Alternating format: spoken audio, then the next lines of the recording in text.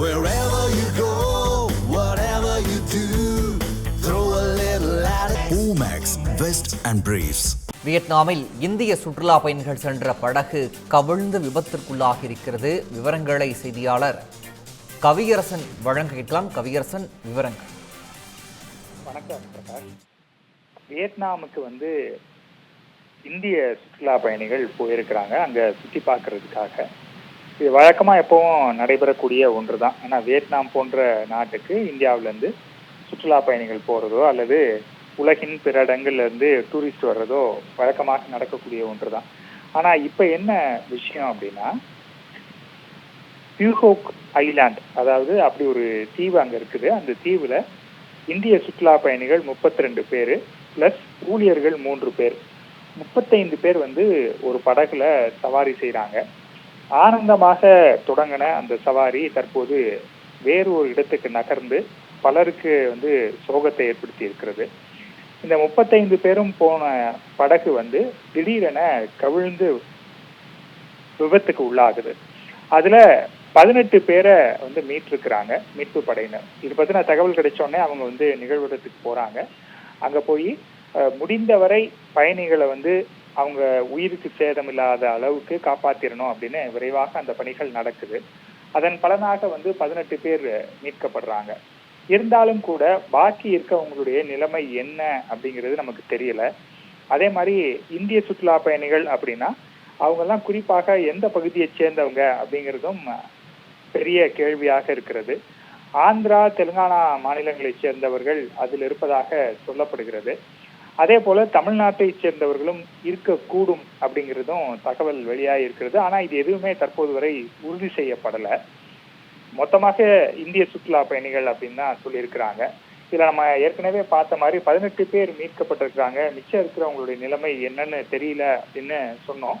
ஆனா சில பேர் இதுல உயிரிழந்திருக்கலாம் அப்படிங்கிற தகவல் வருகிறது. ஆனால் அது தற்போது வரை அதிகாரப்பூர்வமாக அறிவிக்கப்படவில்லை அப்படிங்கிறது முக்கியமான விஷயம்.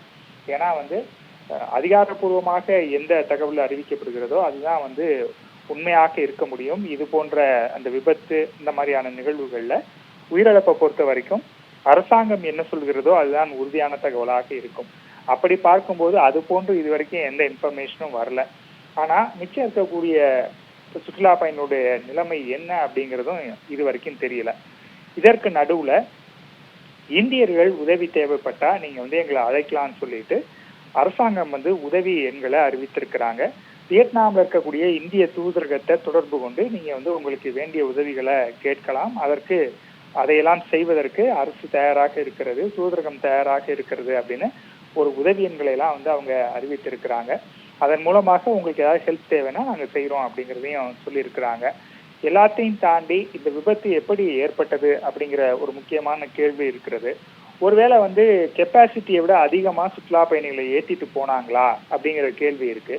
அதே மாதிரி அந்த ஊழியர்கள் 3 பேர் படகை செலுத்திட்டு போனாங்க இல்லையா, அவங்க ஏதாவது தவறு பண்ணாங்களா அப்படிங்கிற கேள்வியும் இருக்கிறது. அதே போல இந்த பயணிகள் போன படகினுடைய கண்டிஷன் எப்படி இருந்தது, அது நல்லா தான் இருந்துச்சா இல்ல அதுல ஏதாவது பிரச்சனை இருந்து அதோட இயக்குனாங்களா அப்படிங்கிற கேள்வியும் இருக்கிறது. ஆனா இதையெல்லாம் தாண்டி தற்போது மிச்சம் இருப்பவங்களை மீட்கணும் அப்படிங்கறதா முக்கியமான பணியாக இருக்கிறது. மீட்கப்பட்டவர்களுக்கு ஏதாவது மருத்துவ உதவி தேவைப்பட்டால் அதை கொடுத்து அவங்கள காப்பாத்துறது ஒரு பக்கம், இன்னொரு பக்கம் மிச்சம் இருக்கவங்களை மீட்கிறது. இது ரெண்டும் தான் இப்போது முக்கியமான பணியாக இருக்கிற காரணத்தினால இதெல்லாம் முடிஞ்ச பிறகுதான் விபத்துக்கான காரணத்தை விசாரிப்பாங்க. அப்போதுதான் அதற்கான காரணம் என்ன அப்படிங்கிறது நமக்கு தெரிய வரும். Prakash,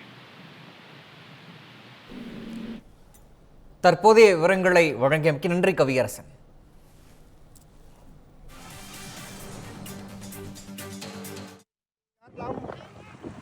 Má còn kẹt cái cổng nhiều lắm. Hết luôn. Có người Việt Nam mà nó ghép tùm lum mà. Quay lại trong clip thôi. Wherever you go, whatever you do, throw a little at it. Omax, Vest and Briefs.